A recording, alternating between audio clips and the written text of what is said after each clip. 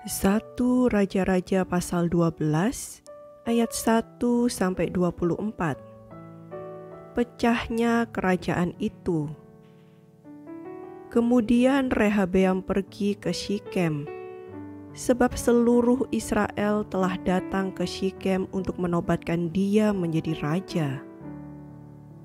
Segera sesudah hal itu kedengaran kepada Yerobeam bin Nebat. Pada waktu itu dia masih ada di Mesir, sebab ia melarikan diri ke sana dari hadapan Raja Salomo. Maka kembalilah ia dari Mesir.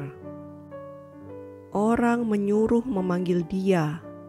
Lalu datanglah Yerobeam dengan segenap jemaah Israel dan berkata kepada Rehabeam, "Ayahmu telah memberatkan tanggungan kami.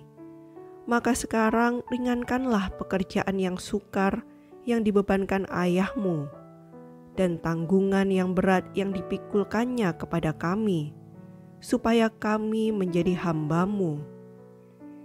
Tetapi ia menjawab mereka, "Pergilah sampai lusa, kemudian kembalilah kepadaku." Lalu pergilah rakyat itu. Sesudah itu Rehabeam meminta nasihat dari para tua-tua yang selama hidup Salomo mendampingi Salomo ayahnya. Katanya, "Apakah nasihatmu untuk menjawab rakyat itu?" Mereka berkata, "Jika hari ini engkau mau menjadi hamba rakyat, mau mengabdi kepada mereka dan menjawab mereka dengan kata-kata yang baik, maka mereka menjadi hamba-hamba-Mu sepanjang waktu." Tetapi ia mengabaikan nasihat yang diberikan para tua-tua itu. Lalu ia meminta nasihat kepada orang-orang muda yang sebaya dengan dia dan yang mendampinginya.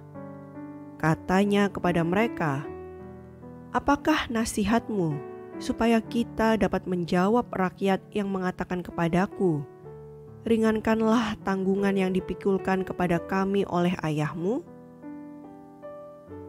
Lalu orang-orang muda yang sebaya dengan dia itu berkata, "Beginilah harus kau katakan kepada rakyat yang telah berkata kepadamu, 'Ayahmu telah memberatkan tanggungan kami, tetapi engkau ini berilah keringanan kepada kami.' Beginilah harus kau katakan kepada mereka, 'Kelingkingku lebih besar daripada pinggang ayahku. Maka sekarang ayahku telah membebankan kepada kamu tanggungan yang berat, tetapi aku akan menambah tanggungan kamu. Ayahku telah menghajar kamu dengan cambuk, tetapi aku akan menghajar kamu dengan cambuk yang berduri besi."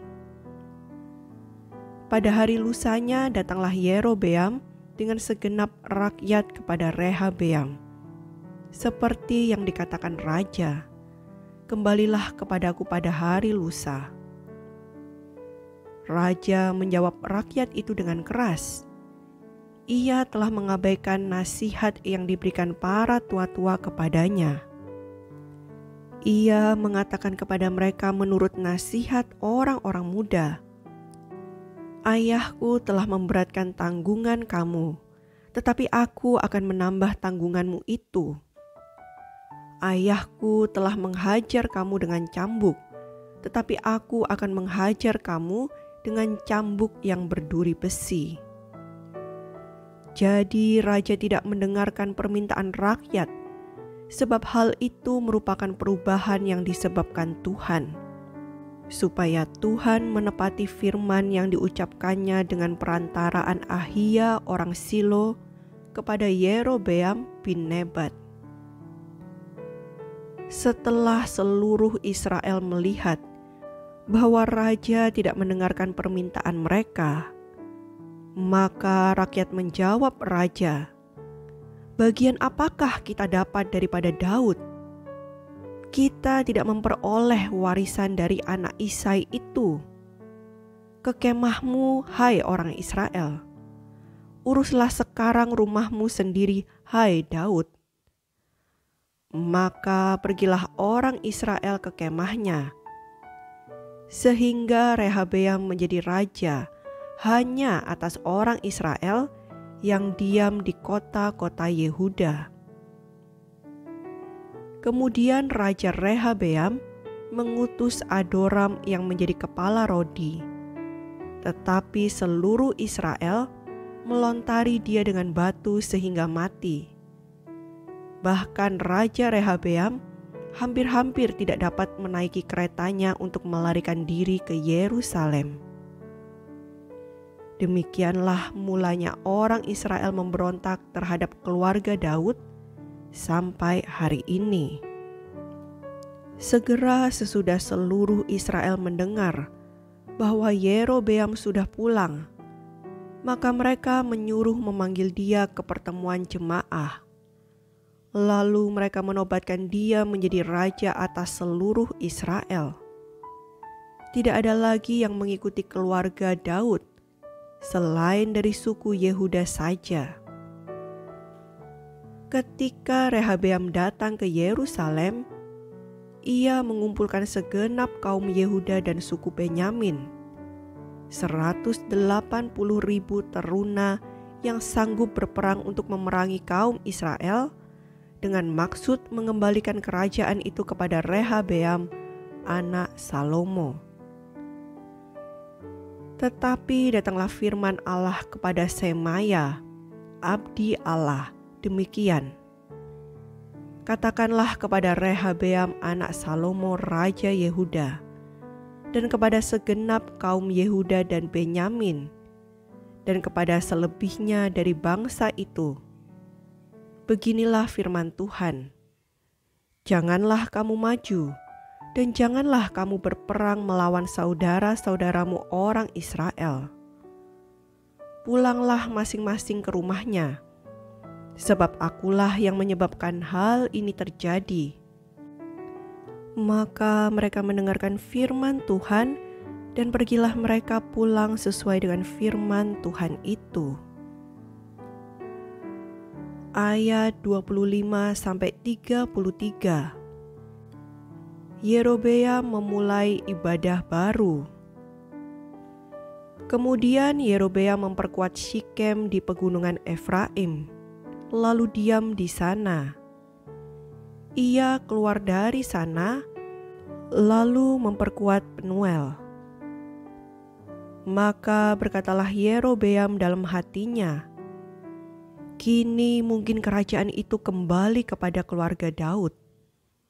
Jika bangsa itu pergi mempersembahkan korban sembelihan di rumah Tuhan di Yerusalem, maka tentulah hati bangsa ini akan berbalik kepada tuan mereka, yaitu Rehabeam raja Yehuda.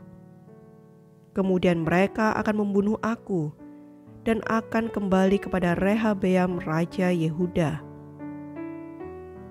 Sesudah menimbang-nimbang, maka raja membuat 2 anak lembu jantan dari emas, dan ia berkata kepada mereka, Sudah cukup lamanya kamu pergi ke Yerusalem.